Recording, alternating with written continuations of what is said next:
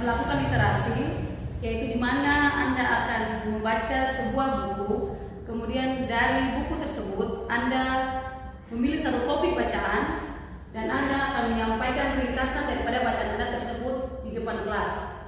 Yang menjadi perwakilan untuk Anda di hari ini yaitu Desti dan Valeri, dan harus menyampaikan ringkasan dari masing-masing buku yang Anda baca. Jadi materinya harus berbeda ya. Oke, sudah paham? Ya, kita mulai literasi di pagi hari ini, dan untuk mengawalnya mari kita berdoa. Berdoa dimulai.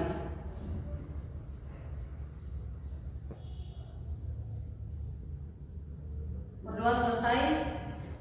Ya, silakan Anda membuka buku bacaan yang telah ada di depan Anda. Kemudian Anda memilih salah satu topik yang membaca, kemudian buat ringkasan dan tampil di depan untuk menyampaikan ringkasan tersebut. Ya, sekian, terima kasih.